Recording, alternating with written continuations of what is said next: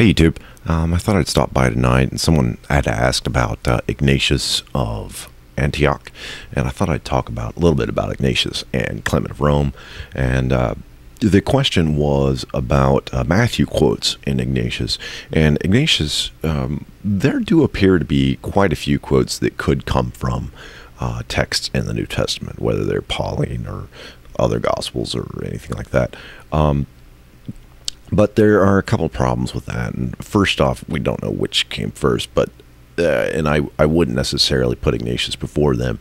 However, the more important problem, I think, with the Ignatius letters and the Polycarp letters, and, well, not Polycarp so much, but Ignatius and Clement, really, is dating. These texts and the Polycarp letters all look like Pauline letters. They're all the same type of stuff. They're basically Apocrypha. So they get dated, in my opinion, exactly the way that Pauline letters or Gospels or any other Apocrypha would get dated. The idea that I think Irenaeus and Eusebius had is that they could take these theological texts and bridge the gap between them and Peter and Paul. I think that's the idea that they had, and they took these letters, which were not historical. These were not historical texts. These were texts that were meant to be read in churches, and they said, well, here they are, and this is, and they made a kind of a synthetic genealogy, if you will, back to Peter and Paul, and it just it just looks really contrived, and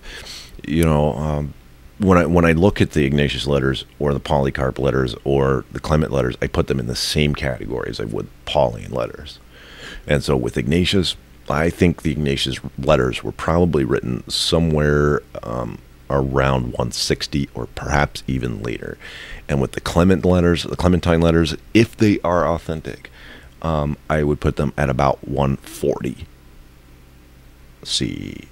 Which is about 50 years. This is about 50 years off. But Irenaeus and Eusebius are contradictory on a lot of aspects of this this lineage back to Peter and Paul, and they're off by quite a few years on some people. Papias, there's a 25-year gap. I'm sorry, between what Eusebius says and what Irenaeus says on Papias, and there's a possibility that both of them are wrong.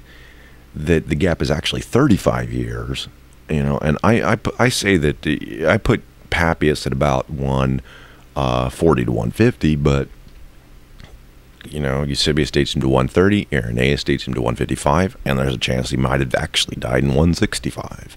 So that's how bad this stuff is when you're talking about a particularly theological text. Now, in Papias, it's a little bit different because all they did is they carved out a few quotes, and then I guess let his text just go to waste somewhere in some corner. It was probably too apocryphal for them. But the other letters, they did manage to keep those, but they were trying to kind of prove their lineage, and that's exactly what they did. And so when we talk about those letters, I do put them in the same category, and I do date them the same way. The idea of authenticity of some of these letters, to me, authentic basically means whoever wrote it first.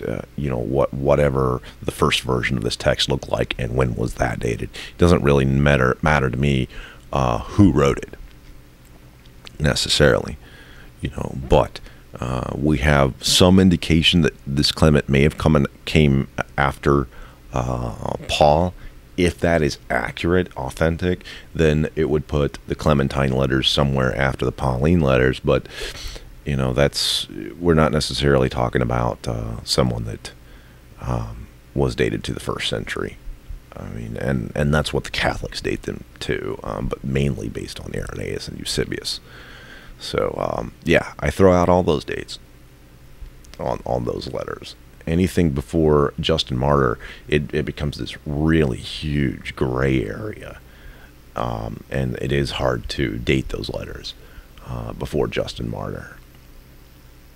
But I think that's all I got for you tonight. Thanks a lot, folks. Bye.